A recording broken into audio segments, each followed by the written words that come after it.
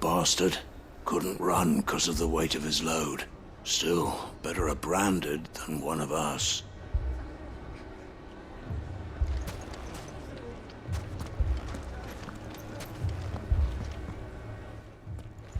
Sid! Your new companion appears much more formidable than your uncle. Should I be worried? You haven't been introduced. Jill, Clive has told me much about you. All lies, I'm sure. Your Stolas said that Dalimil has a bandit problem. Indeed. Although, you're a little late. They left with our food and guild days ago. Any idea where they went? The desert's a big place. Your guess is as good as mine. But the fact is, I have more immediate concerns. What did you say to me? What did you say? As if by magic. Let's just say we've yet to reach a consensus about how to solve Dalimil's little problem. And at this rate, it won't be the actions of the bandits which prove to be our undoing. It will be our own. I've tried reasoning with the dissenting parties, but even the Desert Hare has limits.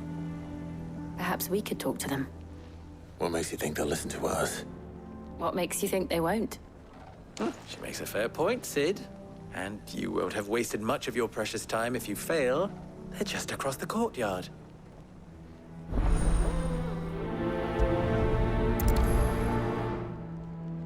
Suppose we just follow the shouting.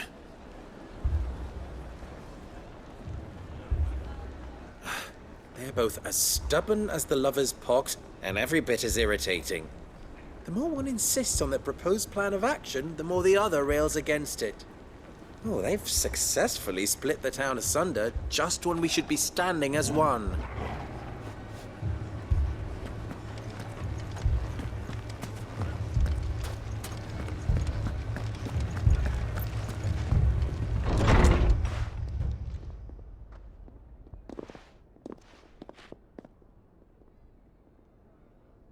You wouldn't talk like that if it had been your men whose throats were slit. Blood for blood, it's the only way. We hire mercenaries and have them mount the bandits' heads on our walls as a lesson to the rest. And what happens when those mercenaries are slaughtered like your men? Are you going to hire more? We're better off using that coin to buy food and supplies. If we hire mercenaries, the only thing we're buying is the bandits' ire. And you cannot fill empty bellies with that. Do you hear me? But what happens when they come back? Maybe it'll be your throat that's slit. That's enough. Both of you. Any more of this and I'll throw you out myself. Come back when you're ready to talk like adults.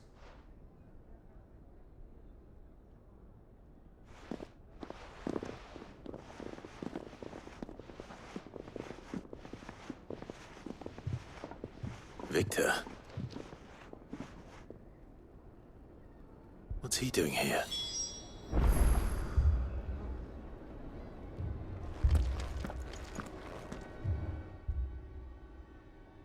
Sid.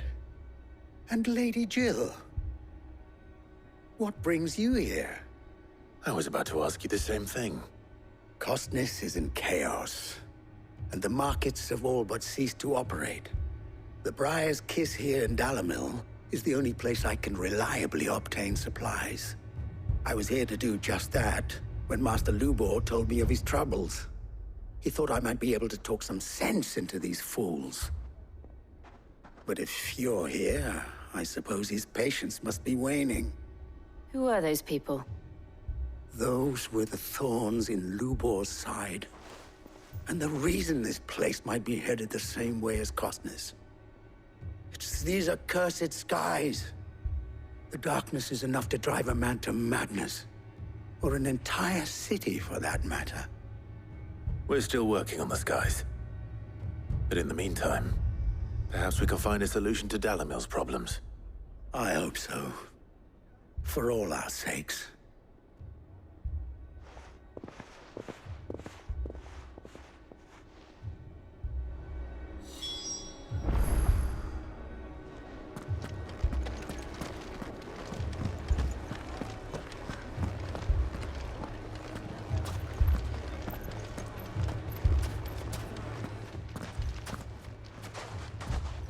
So, you see my predicament?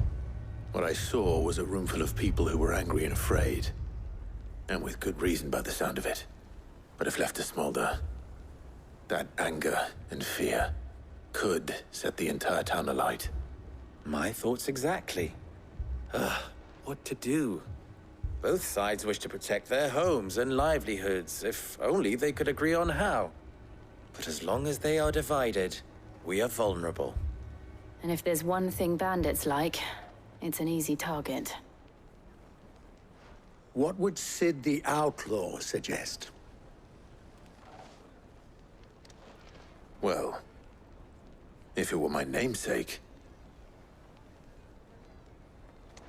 he'd let them choose for themselves, and be on hand to pick up the pieces when it all went wrong. That sounds like a recipe for disaster. A recipe for disaster is precisely what it is. But perhaps that realization would be enough to make them question the ingredients. While it's plain neither Conrad nor Natalie will countenance the other's proposal, it may still be possible to make them doubt their own. Before presenting them with a third option. And that would be? To pool our resources and save the city ourselves. Why fight each other? When all that fear and anger can be directed at the bandits. It appears we have a plan of action. Victor, pay Conrad a visit. See if you can't convince him of his folly. I'll speak with Natalie. As you wish. Your faces are not well known in this town. That may prove useful. Don't worry, Victor and I will do most of the talking. You need only play along. Play along. What he means to say is yes.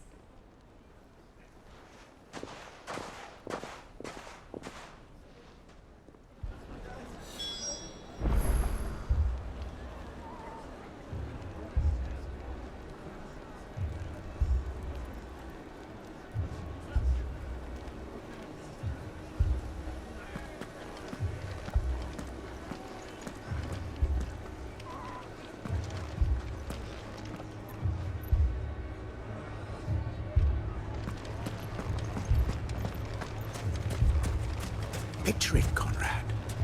Your own city guard. With you as captain.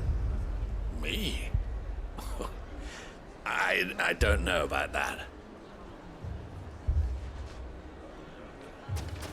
Buying more supplies? We might as well scatter seeds near a rat's nest. They're the problem, and only steel will solve it.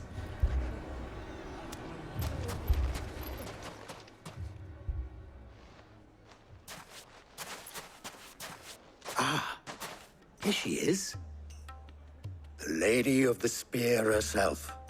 Conrad, may I introduce you to Jane, commander of the Red Wings, the oldest mercenary guild in the Free Cities.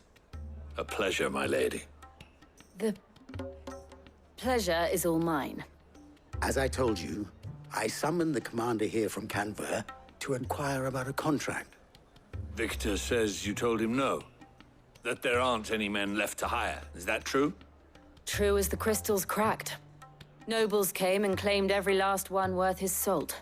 And not just from us Red Wings. You know of the 7 high houses. There must be 2 swords assigned each one. Granted, we have a few boys left. If it's boys you're looking for. Well, Conrad, are you saying that Dalimil's finest cannot defend this town better than a gaggle of unblooded striplings? That a band of beardless youths could better avenge the deaths of your brave men than you yourselves? Absolutely not.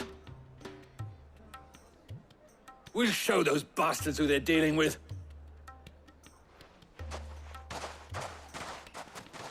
I can't believe that actually worked. Conrad's not what you called the brightest candle in the crypt. And there's a reason why I had you do the talking and not Sid. Well played, my lady.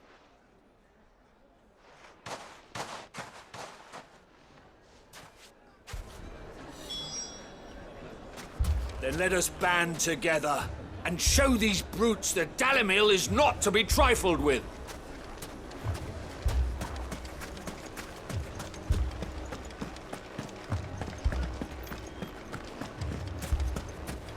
My shop? Why would anyone do such a thing? If I had my pickaxe, I would...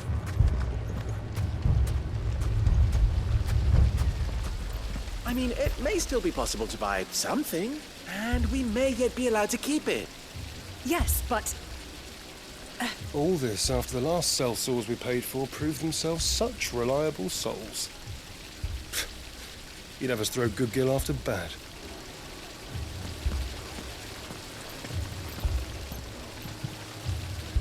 Ah, here he is now. Natalie, allow me to introduce Lord Underhill of Randalar's prestigious League of Merchants. Lord Underhill. At your service. Underhill. I was just telling the good lady of our conversation, my lord, and how you were lamenting the state of the capital's stores. Lubor says that not only are the granaries almost empty, but that war and the Blight mean this season's harvest won't be enough to fill them for winter. Indeed, certainly that is the case. The nobles in the capital are buying up the city's stocks of barley and wine, driving the prices higher than most commoners can afford. It is only a matter of time before the peasants revolt. It is worse than I thought. If what Lord Underhill says is true, I fear we have little hope of supplementing our stores, meager though they regrettably are.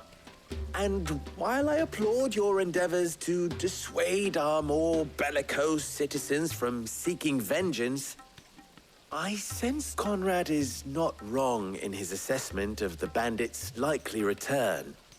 Which means that now, more than ever, we will need to secure what little we still have. Food, weapons, herbs, everything. If our humble town is to endure not only this hardship, but those that are certain to follow, we must stand united. All right.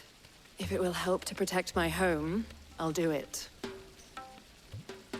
But you needn't have gone through this charade.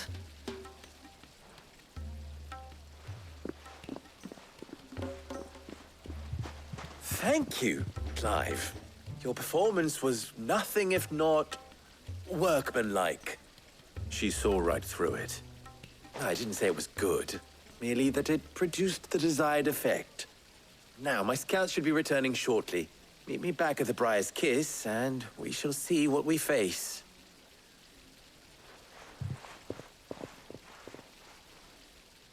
I'm not convinced our roles in this ruse were entirely necessary. I don't know. Conrad seemed quite taken with you.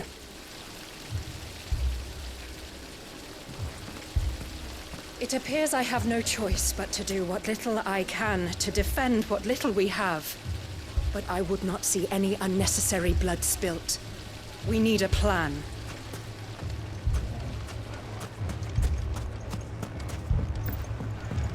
Mummy, I'm scared. What if the bad men come back? It's all right. We're all right now.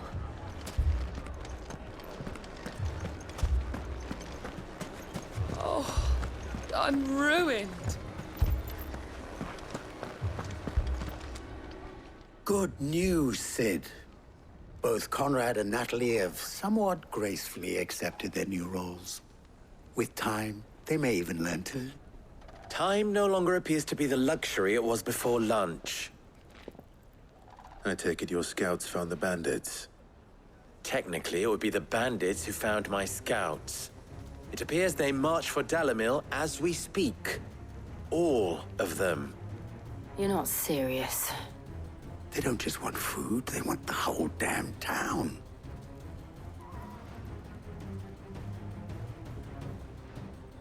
I have a favor to ask. I'm told the bandits march in two groups, one from the south and one from the desert. in a move doubtless intended to stretch our already gossamer-thin defenses. Very well. Jill and I will meet those from the desert. But what of the rest? The rest, my friend, the city shall fight. Together. The stakes, I concede, are high. But if this does not unite Dalimil, nothing will. That is a lot of faith to put into those who had their hands around each other's throats but a moment ago. Then it will be for us to see that their hands are kept occupied. And I do mean us. I thought you might say that. We'll hold them off for as long as we can. And we will do the same.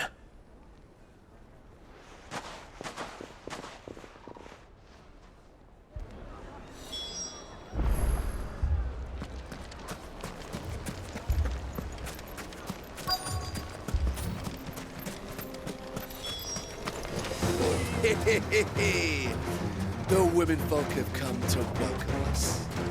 I'll take that one. He's all yours.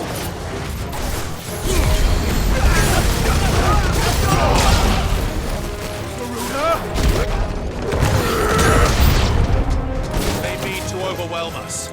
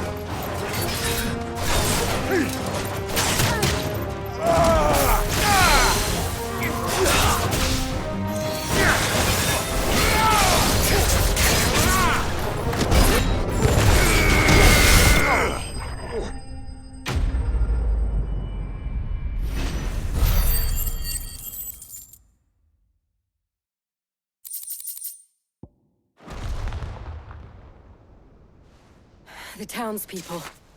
Could they have held out? I don't hear any fighting. What do you think? That we should hurry.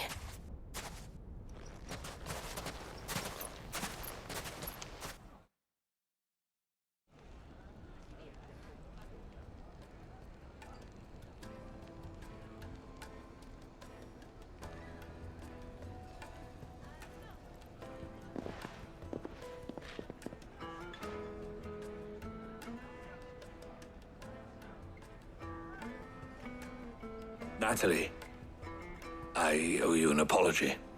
You did well out there. The inn would have been lost had you not held the line. Without you, there would have been no line to hold. You saved us, Conrad. You saved Dalimil. We all saved Dalimil.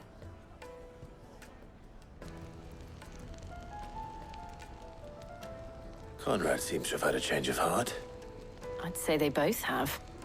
I take it from your presence that our visitors from the desert won't be joining us either. Pity. The plan worked, Sid. Granted, it only took an army of bloodthirsty bandits at our gate. Calm now, Victor. Why quibble over the details?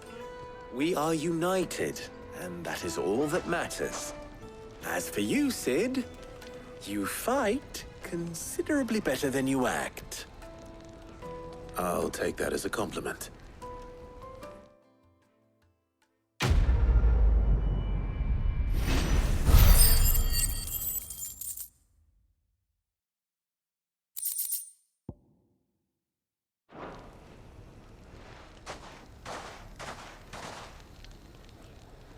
Our friends seem to have things under control. For now, at least. Let's go and put Otto's mind at rest.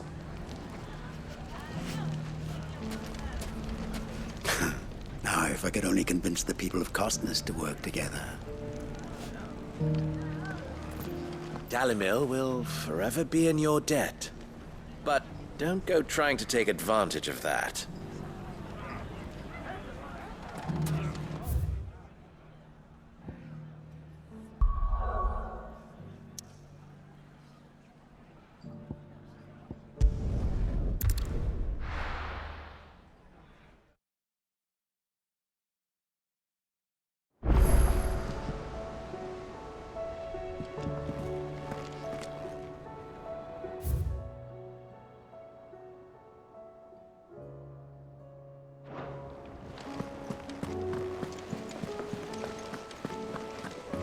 Did you see that? Tell me you saw that.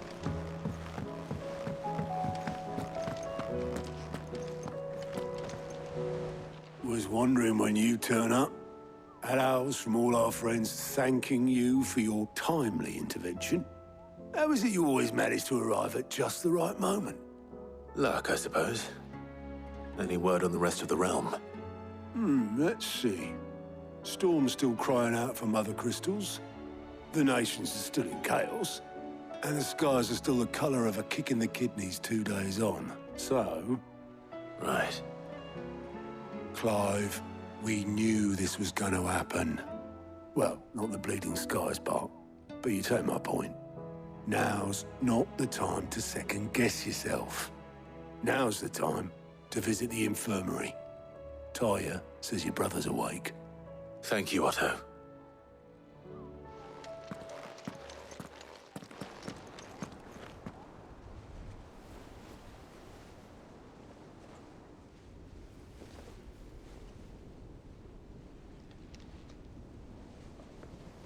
So it was not Sylvester, but Olivier who served as Ultima's puppet.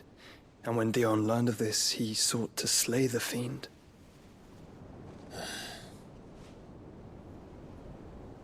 Only for his father to take the spear that would have freed him.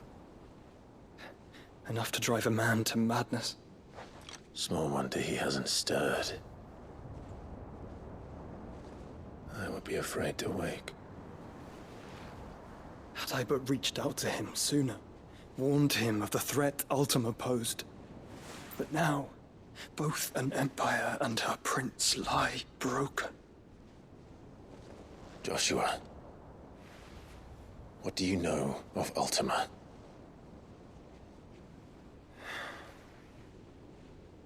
Very little, I'm afraid. Despite my best efforts.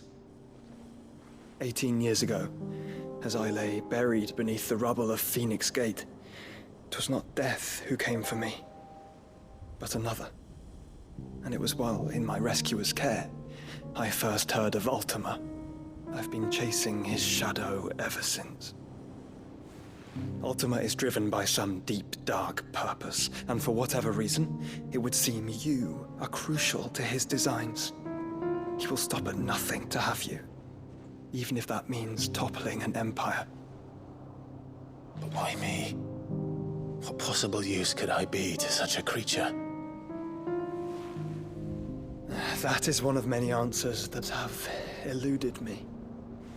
Yet, I am certain of this. It is not mere chance. You were chosen for a reason. All dominants carry within them the might of an icon. Nigh limitless power that is at once acutely limited. I wield fire, and only fire. And I only ice. 8 wardens for 8 elements. But you, Clive. You are different. You're special. Your abilities begin with the flames of Ifrit. But they do not end there. The fact Ifrit can even exist goes against everything we thought we knew of dominance. Perhaps Ultima has been waiting for one such as you, whose potential is truly limitless. I've encountered that thing several times now. If it or he, as you say, needs me, why hasn't he claimed me as he did the boy? Were I to hazard a guess, I'd say the two of you are somehow incompatible. His mind not properly attuned to your body. His mind? Mind, awareness, spirit, call it what you wish. But I believe Ultima to be an embodiment of the concept. This is why I struggle and fail to contain him here inside me. I'm sorry. Inside you? With every setting sun, I feel my strength wane. And though the Phoenix's flames mend the prison I have made for Ultima, they do so at a cost.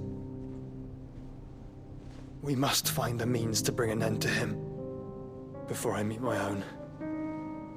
What were you thinking? It was that or let him take Clive. And I've always had a soft spot for my brother. But that doesn't mean you should sacrifice yourself to save me.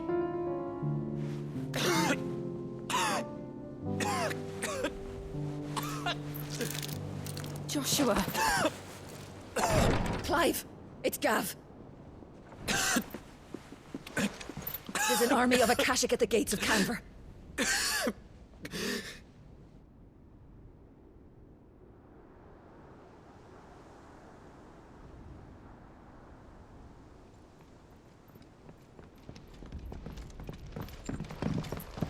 Well, what's the short of it?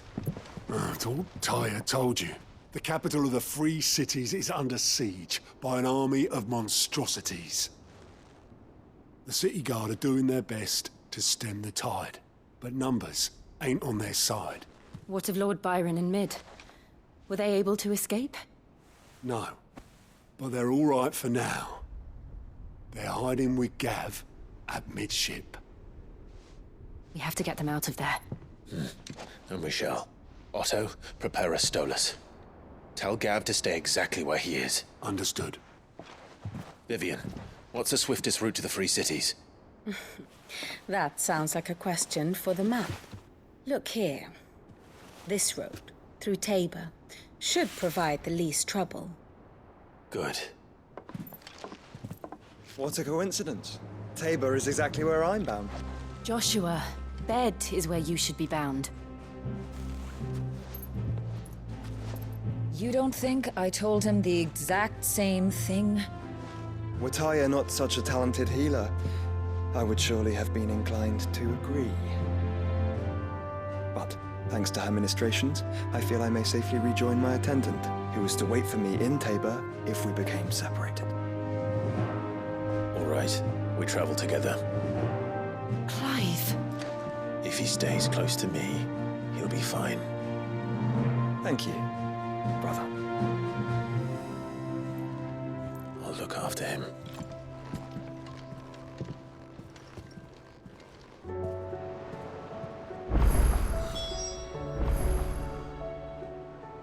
My attendant was with me in the Dominion before I primed. She would have watched the battle unfold and witnessed its outcome. I trust she'll be waiting for me in Tabor, where I can finally introduce you. You know how I feel about this, but your brother's stubbornness knows no bounds. I'm starting to think it runs in the family. Clive.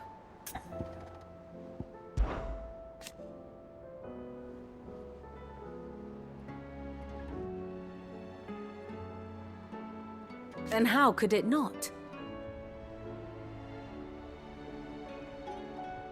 But are we any better?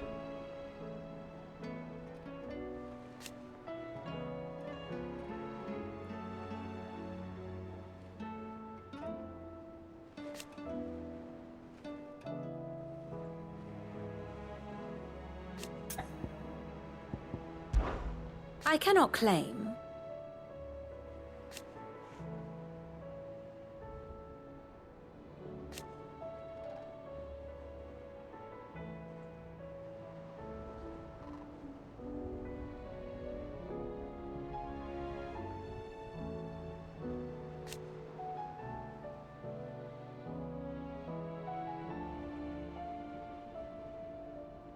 Such are the wages.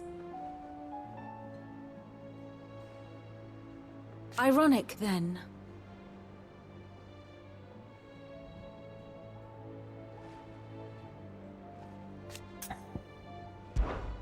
How may I help you today? Of course.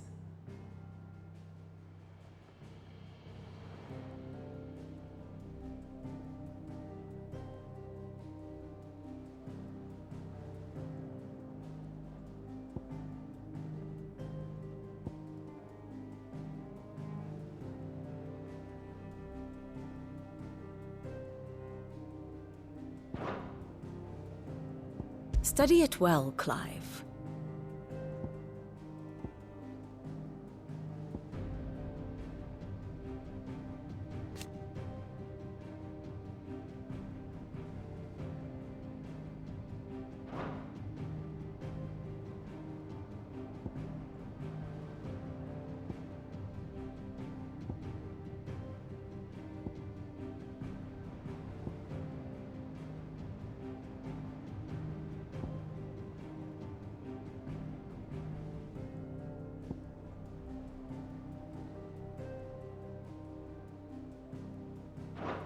Very good.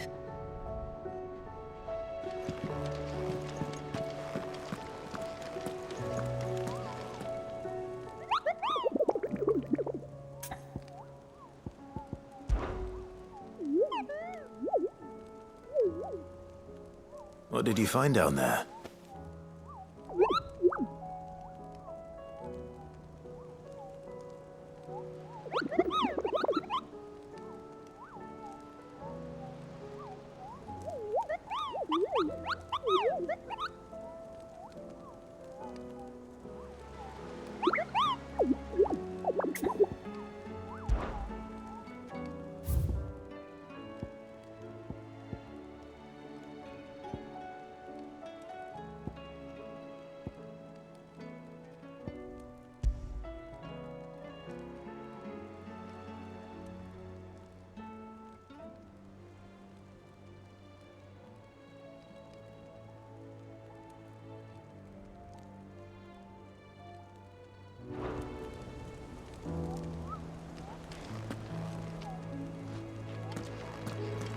Do you like being struck by thunderbolts from on high?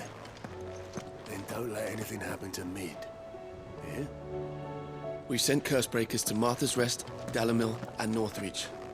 Hopefully they can help maintain the peace. Or at least a semblance of it.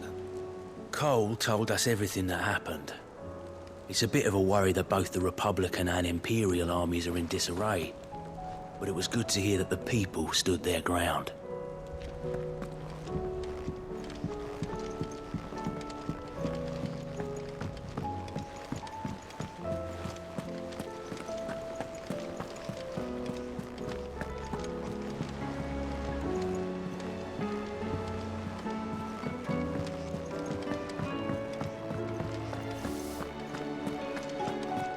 Did you see the pair that got hauled into time?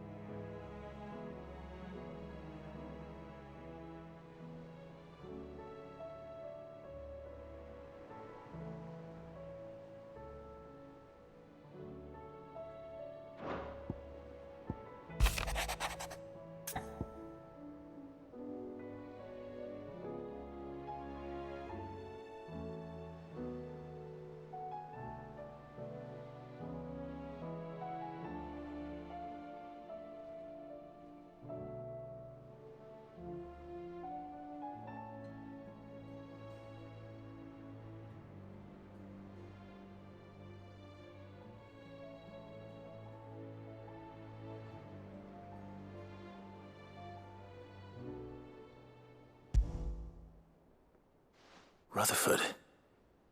Wasn't that the name of my uncle's manservant? Why would he be at Martha's Rest?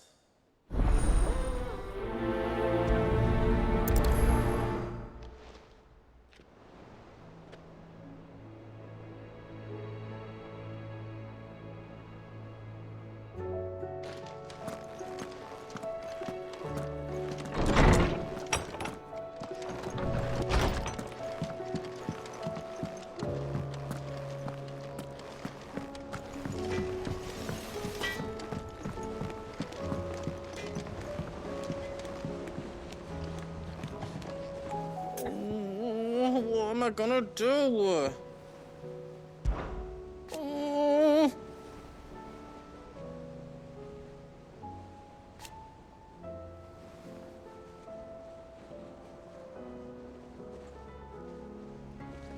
But no more.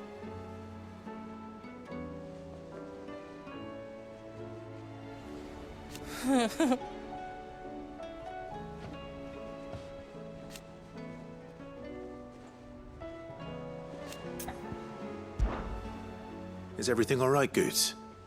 You seem more discomposed than usual. Oh, I don't know what that means, but I'm in a bit of a muddle. Oh, I think Nan might be in trouble, and she's... It's all right. You can tell me. Oh. There was a trader came by. One of our usuals, like. Said he'd heard some rotten rumours about her down Dalimil way. Folk are saying she's been selling to bandits and cutthroats and that. I mean, she's fond of a chance to make a coin or two, aye, but she'd never do business with baddies. Especially not the kind who go hurting people who haven't done out. I wanted to ask her about it myself, but I'm scared she'll give us a tongue lashing. She'd never give your tongue a lashing, though, would she?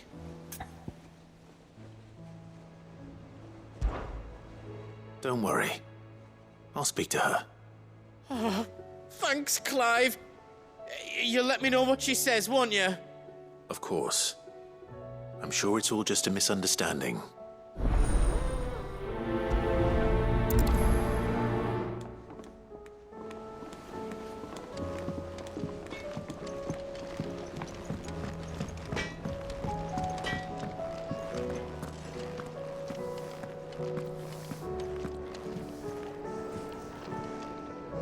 Lady Karen, how's business? Not nearly as foul as the weather. You're doing good trade, then? Both in and out of the hideaway? Can't complain. Wait, what exactly are you getting at? Not once in 5 long years do you pay my affairs half a care. But here you are today, raking me over the coals like a bloody popoto. Just asking. Out of interest. All right. I'm here because I was told that certain rumors have been circulating. About you selling weapons to brigands. Oh, are you? And who was it who knows me so well as to tell tales of my evil exploits? I didn't exactly hear firsthand. All I know is that someone in Dalimil has been spreading word to that effect. And what? You believe it? You think I'm profiting off the blood of innocents, do you? Look, I've done things I'm not proud of. Might be there were a time when I turned a blind eye to the wretchedness of the world so I could line my pocket. But that woman is no more. And you'd know that if you'd ever paid the slightest bit of notice. You're right, Lady Karen. I apologize. It was wrong of me to doubt you. No, it was. Now, I reckon you've got better things to do than pointing your do-gooding finger at a poor old woman. Of course. Good day.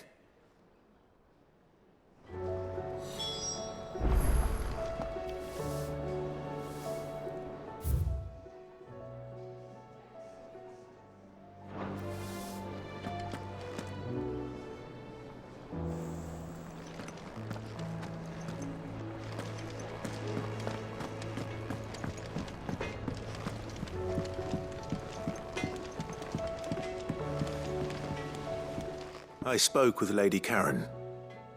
What did she say? That the rumors were unfounded, and that I was a fool for thinking they might hold any truth, along with some other things that made her feelings clear. And while it sounds like she may have done things she regretted in her past, she says those days are behind her. Oh, well, that's good. I knew Nan wasn't caught up in out bad. But why would people say she was? What did she ever do to them? It's not right. No, it's not. But people do things for all sorts of reasons. Perhaps we'll never know. Well, I'm going to find out. That trader, he said they were all talking about her in Dalimil. So that's where I'm going. I'll find someone who'll tell me, you'll see. Are you sure that's wise? Whoever's spreading these rumors means Karen ill. Oh, right. But that's why you'll be coming with me, isn't it, Clive? I suppose it is.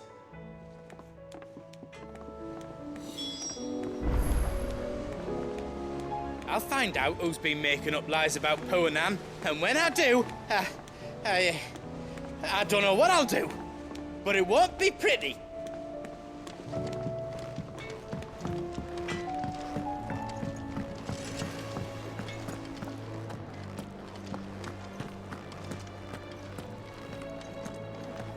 It seems the hideaway's lost its appetite. Blasted book! Can you blame them? With the skies as... Here, you put me in this situation, Clive. You can bloody well get me out of it. I need a hand with a recipe. Are you sure it's me you're looking for? I'm not much of a cook. I'm all the cook will be needing, thank you very much. What I want from you is a little of your time, right? Oh, and perhaps your sword. You remember Ivan's stew, right?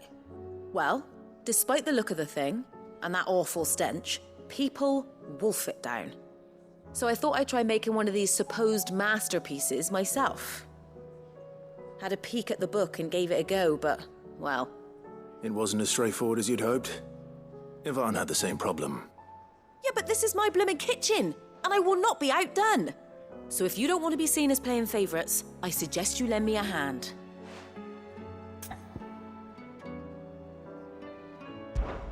I've never been one to play favourites, Molly. And I would be only too happy to lend you a hand. So, what's on the menu this time? A fried mortress of skyworm. That's one heck of a name, innit? Recipe seemed easy enough to an old hand like myself. Thought I'd followed it to a T. Only, turns out skyworm livers and drake's mint are not what I thought they were. At least I hope they're not, given the rancid mess they made. Ivan said the recipes in the culinary pilgrimage date back centuries. Who's to say the ingredients even exist anymore? Wow. That's a question for a scholar, wouldn't you say? Perhaps you know of one? Kindly old fella who haunts the shelves, maybe? Fine. I'll go and speak to Harpocrates. Perhaps he'll know something. And if he does, I'll see if I can find your ingredients for you. You do that. Lest we forget, you've got a reputation to uphold.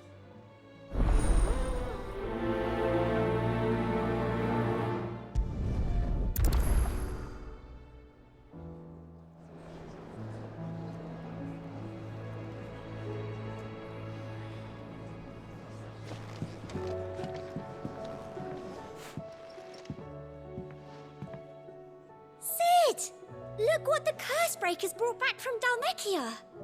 Said they were all the rage in Dalimil. Looks sort of funny if you ask me. I'll be damned. Have you had one before? Something smells good. What are we having? Bombs! And they are good. You should try one.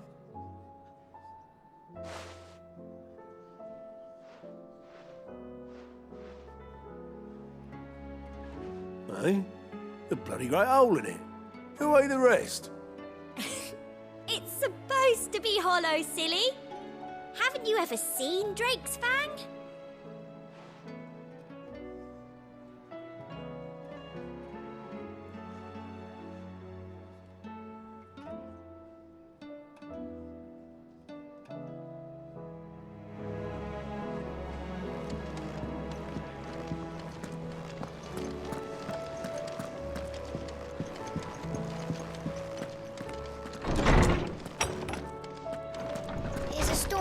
Sid? Will there be thunder? Sid, perhaps you can help me solve a mystery. I can certainly try. Who's gone missing this time? It's not who, but what. Mid's scales, the ones she made for her workshop. I borrowed them to teach the little ones about weight, and shortly after the lesson, well, they vanished. My first thought was that they'd taken them off somewhere to play, but when I asked, they swore they had nothing to do with their having disappeared. Which almost certainly means they had everything to do with it. Perhaps a visit from Sid will jog their memories. I think it just might. Thank you. I don't like to imagine that my pupils would lie to me. But if they have, I'll have no choice but to discipline them accordingly. They were in the atrium when I last saw them. As always.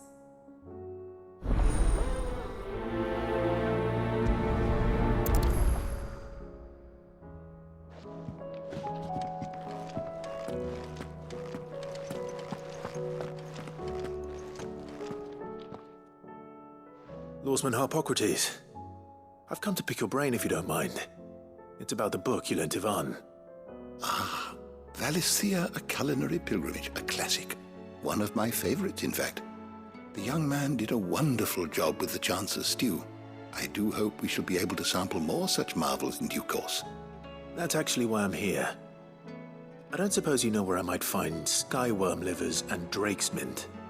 Ah, so the fabled Sandbrequois delicacy is next on the menu. Delightful. The descriptions of fried mortress never fail to make my mouth water. Now, skyworm is a somewhat antiquated name for the wyvern, their ground livers being the paste from which the mortress is made. Dragon livers. How very Sandbrequois. One would have thought the disciples of Bahamut would have a touch more reverence for their icon's brethren, but apparently not. I believe the specific dragon the recipe demands is the blueback wyvern, said to be the very color of the sea beside which it resides. So we know where to look for our liver. But what about the drake's mint? Saint's bonnet in contemporary parlance, a herb which grows along the North Reach coast. I gather that one can locate the cheerful yellow flowers by their heady scent alone, so I'm sure you'll have no trouble finding them. I may add that people once believed game was best served with the flora that sustained it in life, in which regard fried mortress of skyworm is undoubtedly a typical dish of the time. Meaning that if I find one, I find the other. To Northreach, then. Best of luck, Clive. And do save me a bite once the dish is complete.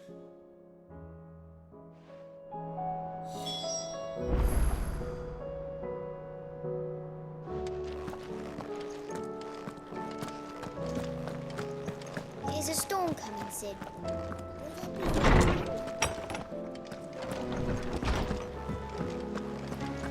Seems the hideaway's lost its appetite.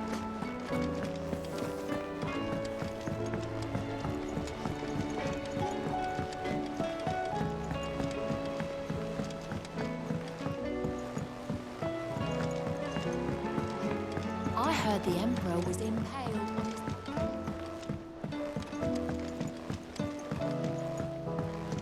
We're all gonna die! You hear me? The Akashic are coming and they won't stop until they've slaughtered every single one of us! What do you reckon we should do? I say we should just tell Miss Shirley. You'll get us all straight. I'm telling you, I can fix them.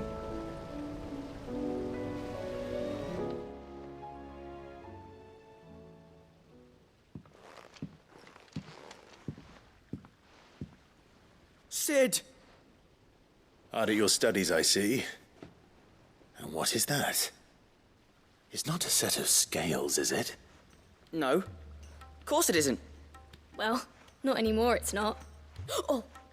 And just how long hasn't it been one? We're sorry. But we didn't break them. We dismembered them. Just like Miss Mididol showed us. Miss Mididol? And why would she have you dismembering her creations? Because that's the only way to become a ninja-neer. Miss Mididol said, the best way to see how something works is to take it apart and put it back together again. Well then, your work is already half done. Carry on. About that. The taking apart was easy enough, but it's the putting back we can't work out. Speak for yourself. The heavy thing goes at the bottom. Then...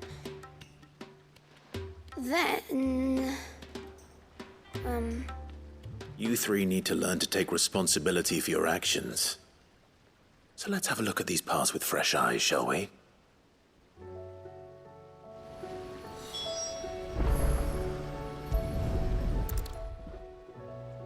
All right. Everything here was once part of Miss Midadol's scales. Every piece has its own role to play, and each is just as important as the others. If even one of them is missing, the scales won't work. So let's think about what those roles might be. You already know one of the pieces, the body. Its role is to support everything else. But what of the others?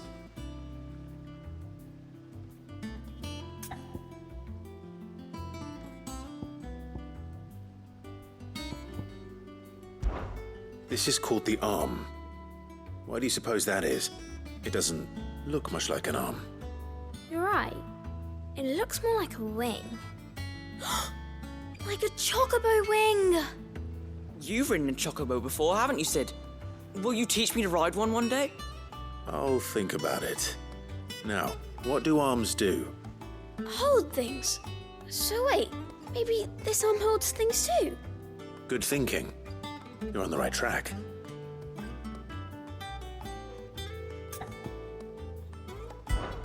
These round parts are called the pans. You all know what a pan is, don't you? I do. Molly uses them in the kitchens to fry bangers. But these aren't for frying bangers, you idiot. They're for weighing stuff. But what if I wanted to weigh goods? I don't think you'd fit on that little thing. Probably not. What are the chains for? Holding the pans up? Well spotted. Which means something must hold the chains up in turn.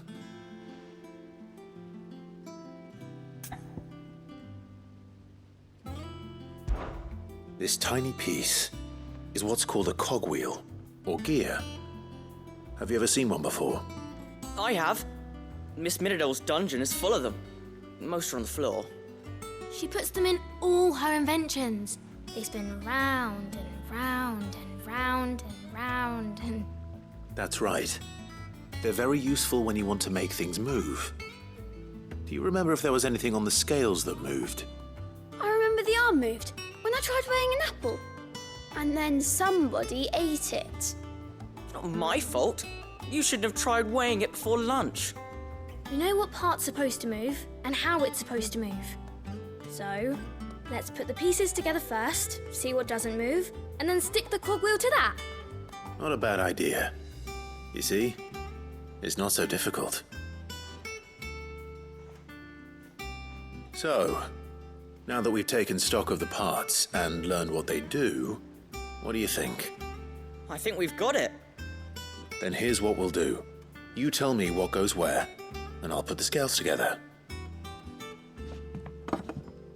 Well, obviously you need to start with the body. All the other pieces fit onto it, don't they? And the arms go on the body, just like real arms. Or wings, if you're a chocobo. And then the arms hold the pans by the chains. Very good. Let's see if that works. Ah, all finished.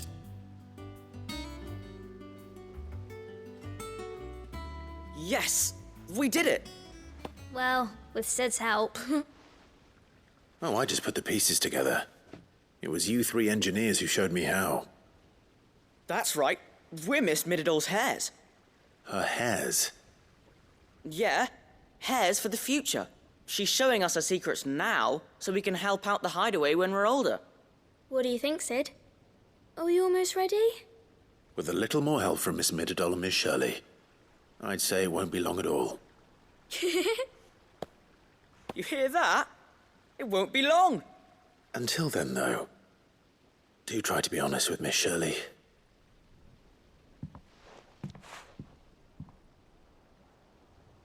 Hey, look! We never used the cogwheel. You don't think Sid forgot about it, do you?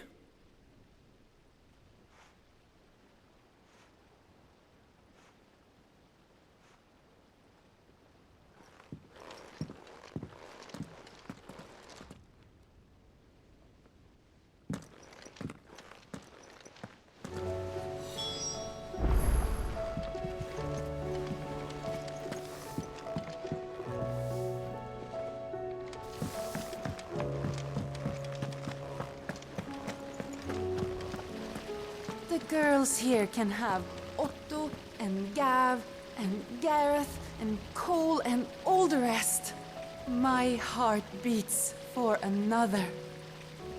Now, if only Lady Taya would let me into the infirmary to see him.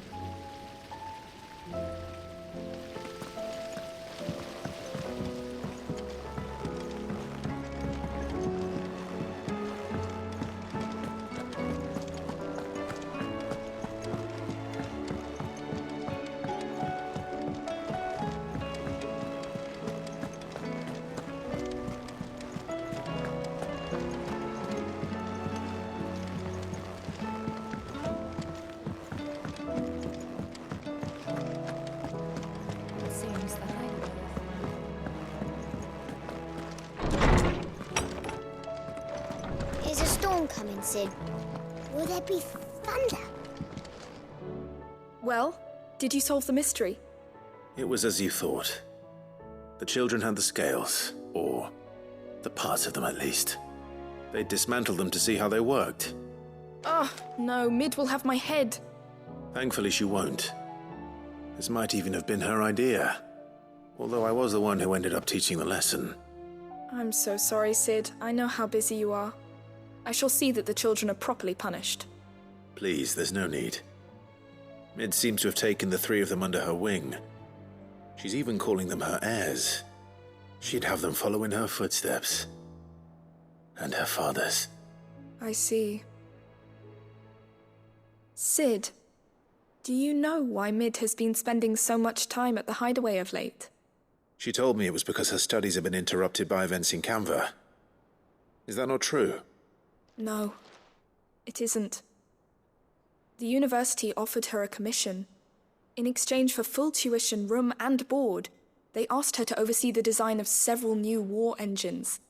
To anyone else it would be an opportunity, but to Mid, who lost both her parents to war, it was a bitter pill. One she was none too keen to swallow. But that should come as no surprise. She's only ever cared about bringing people hope. The very last thing war can be said to do. Which explains her heirs. She's working to give them a better life. And so should I. What's the odd engineering lesson? Ah, you've given them far more than that. And I'm sure they're very grateful.